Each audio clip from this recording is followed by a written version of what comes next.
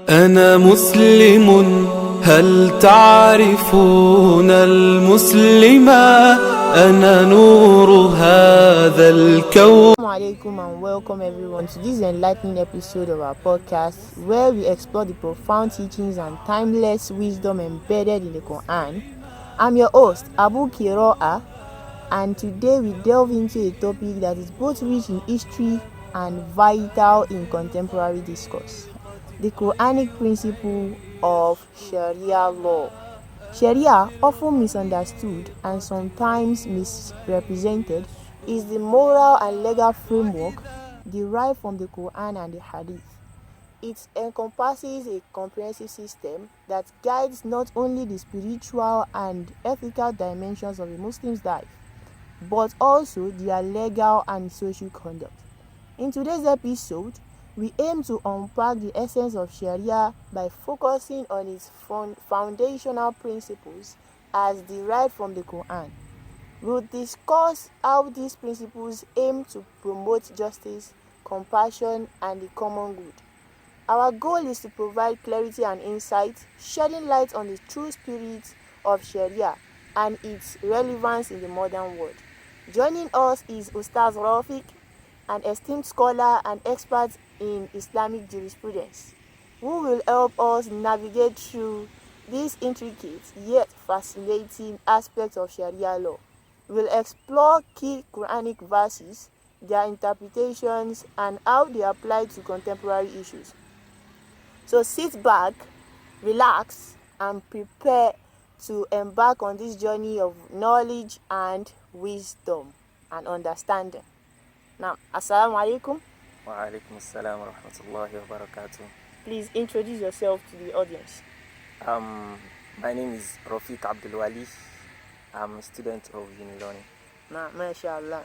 Now, please, what do you have for us today on the topic, the Quranic principles of Sharia law?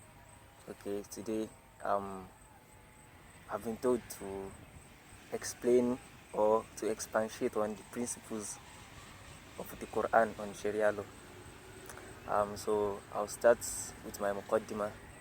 Alhamdulillah, nahmaduhu wa nasta'inuhu wa nastaghfiruh wa na'udhu billahi min shururi anfusina wa min sayyiati a'malina innahu man yahdihillahu fahuwa al-muhtadi wa man yudlil fala hadiya lahu ashhadu an la ilaha illallah wahdahu la sharika lahu wa ashhadu anna Muhammadan abduhu wa rasuluhu amma ba'd. Assalamu alaikum wa rahmatullahi wa barakatuh. Wa alaikum salam wa rahmatullahi wa barakatuh. So, when we want to talk about the principles of Quran and Sharia law, number one, we have to know what Sharia is. نعم ما هو الشريعة؟ الشريعة لغة يعني الطريق أو السبيل. So, when we say what is Sharia, لغة linguistically, with the Arabs, it means a path or a way. That's what Sharia means linguistically. But when we talk about istilahan, according to the Islamic scholars, Sharia is simply a way of life in Islam. Yes, that's what Sharia is all about. And there's these misconceptions among people between Sharia and Sharia law, and that is what we are going to discuss about today. Firstly, as I've said earlier, Sharia is a way of life in Islam. Yes, it's just a way of life in Islam. How we are supposed to live as a Muslim. That's what Sharia is about. Secondly, we can say it is an extract from the Quran and Sunnah. And when we mean Sunnah, it's the hadith of the Prophet sallallahu alaihi wasallam من قول أو فعل أو تقرير أو صفة خلقية أو خلقية أو سيرة سواء قبل البعثة أو بعدها. Now, Sharia is extracted from the Quran. It's also extracted from the Sunnah. When we say Sunnah, it means the words of the prophets. من قول is words أو فعل all his actions, أو تقرير or things that he saw and allowed it. He neither said it, or what, or did those things, but he saw it and he acknowledged it. How khalqiyatin, how the way is created, how khulqiyatin, how the way he behaves, how siratin, or part of the stories we had about him, qabla al-bi'sa sawa'an qabla al-bi'sa, even though it's before he was made a prophet, or ba'daha, or after that.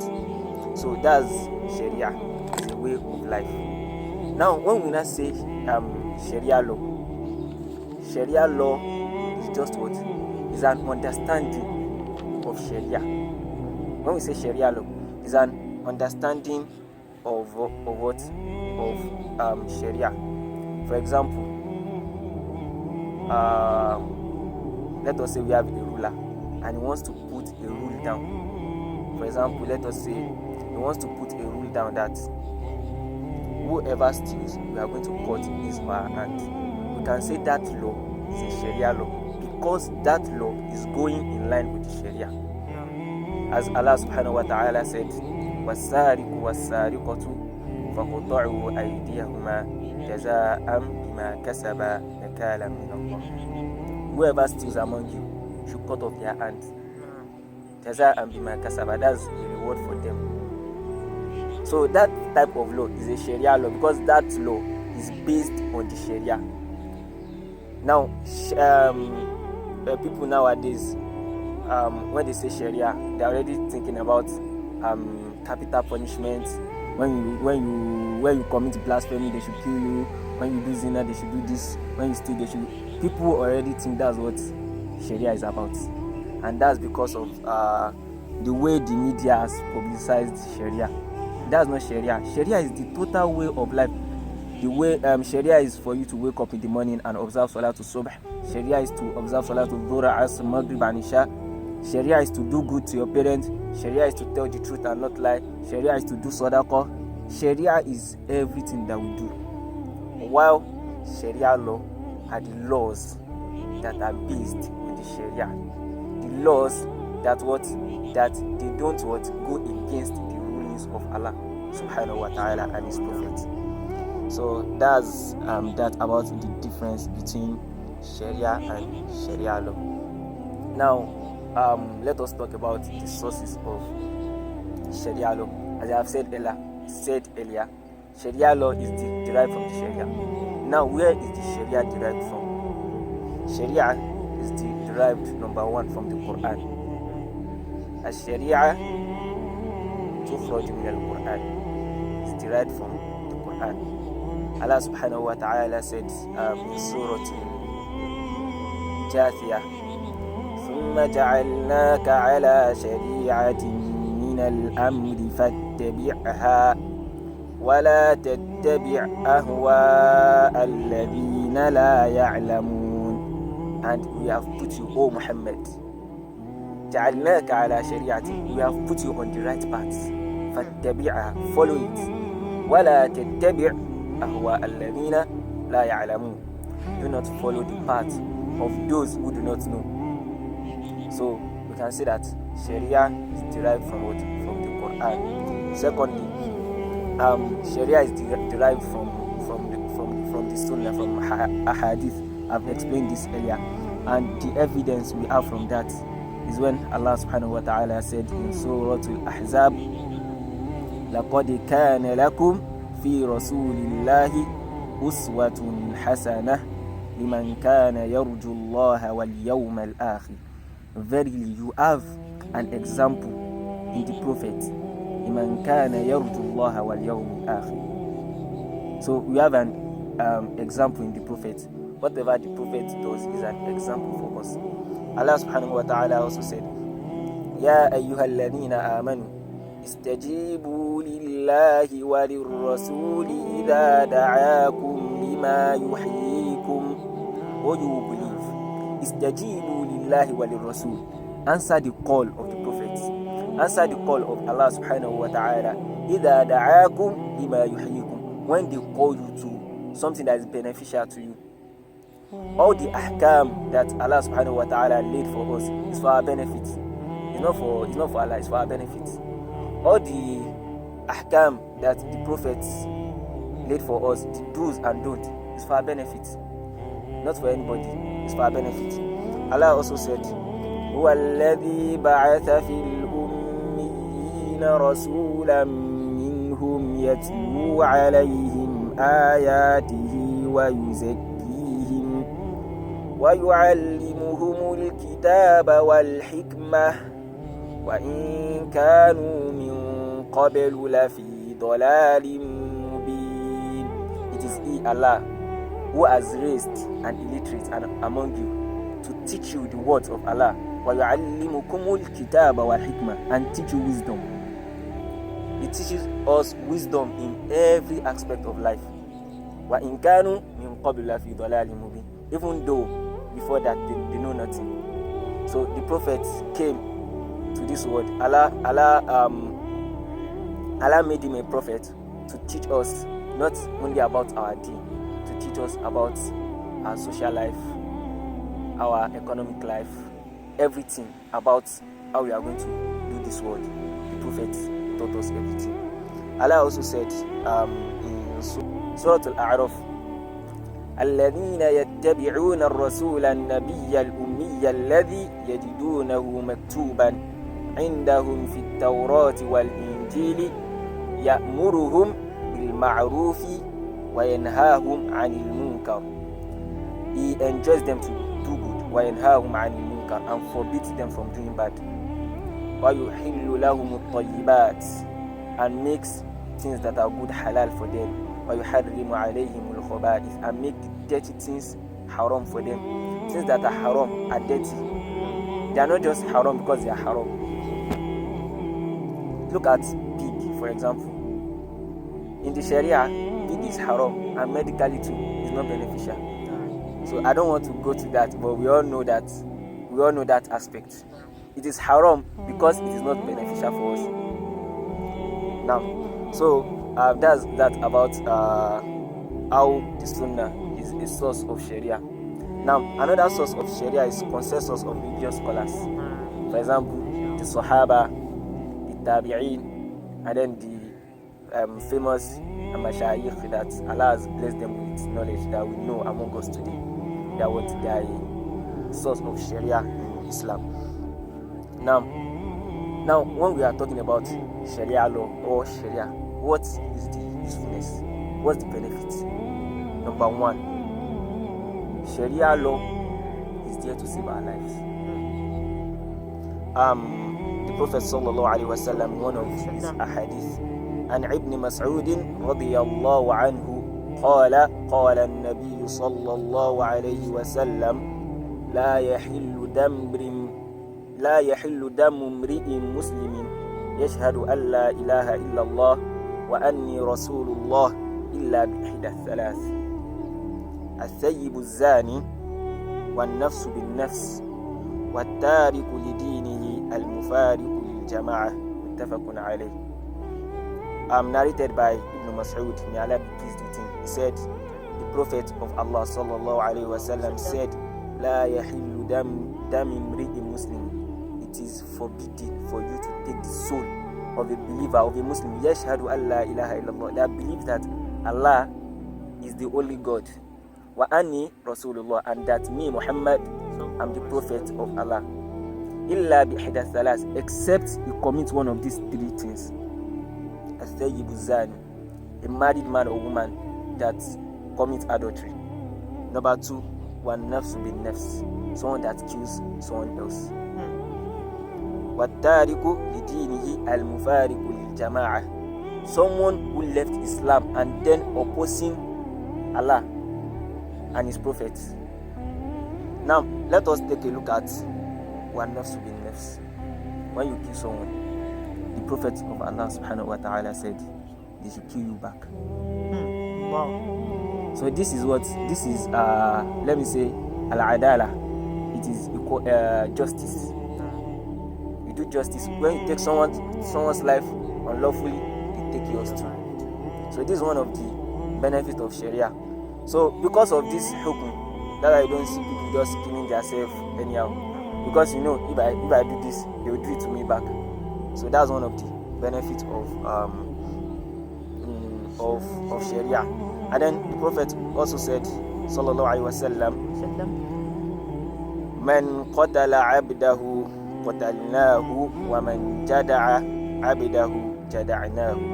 Whoever kills a slave, we are going to kill that person.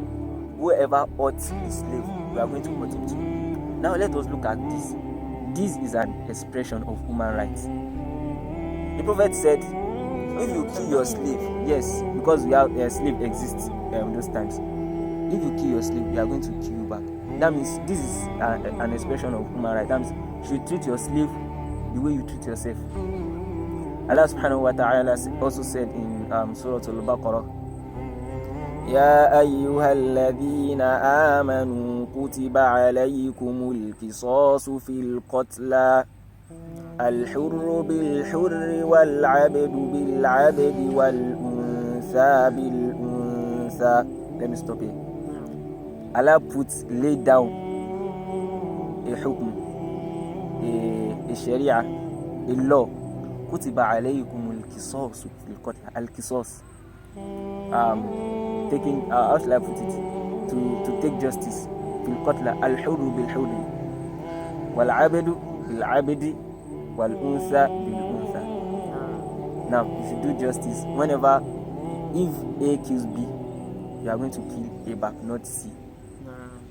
So this is one of the basic laws of Sharia that I'm just using to do example, one of their benefits. Number 2, it keeps it protects our sanity, it protects the family, and it protects our personal and communal wealth. Now, our personal and communal wealth, let us take a look at inheritance. Inheritance today has caused a lot of misunderstanding and fighting among siblings, among family. Why? Because they are using the delay method. How should I put it? When there's already a hukm, Allah said in Surah Yusikum Allahu fi awladikum lizakari mithlu hadhi al-unthayayn fa in kunna nisaan fawqa ithnatayn falahunna thulutha ma taraka wa in kanat wahidatan falaha an-nisf wa li abawayhi likulli wahidin minhuma as-sudus mimma taraka in kana lahu walad fa in lam yakul lahu walad wa warithahu abawahu fali-ummihi ath-thuluth. So to the end of the verse and the next verse too. The verse is very long. This verse is talking about inheritance. These 2 verses and the last verse in Surah Al-Ma'idah, in Surah Al-Nisa, the last verse in Surah Al-Nisa. These 3 verses are talking about inheritance. And then scholars, there's a lot of topic on it. But this 3 verses is the basis for inheritance in Islam. If we can follow these 3 verses, there will not be mushkila, there will not be fights among siblings or families when it comes to inheritance. So this is one of the importance of Sharia. And so inshallah, subhanakallahumma wa bihamdik, ashhadu an la ilaha illallah, ashhadu anna muhammadan abduhu wa rasuluh. Jazakumullah khairan. May Allah reward you endlessly. May Allah reward you with goodness. May Allah not take you away from Islam. May Allah not remove you from Islam. May Allah increase you in knowledge. Now, we are now in the question and answer session where I have a few questions to ask. Now, the first question I would like to ask is, how is Sharia implemented in various states within Nigeria, and what are the differences in its application? Okay. This is a very good question, and I will start with this hadith. The Prophet sallallahu alaihi wasallam said, "La takhruju anis sultan." Do not go against sultan. Do not go against. In our own position, I would say, do not go against the government. La takhruju anis sultan.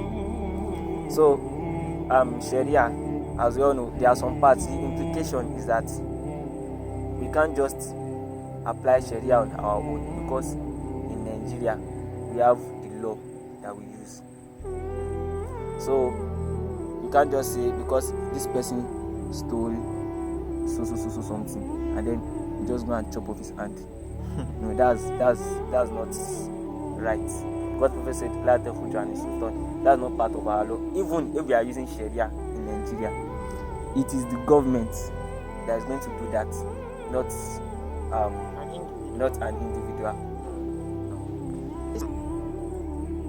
This brings us to the end of today's podcast. Don't forget to subscribe to our podcast and follow us on all our social media platforms for more enriching content.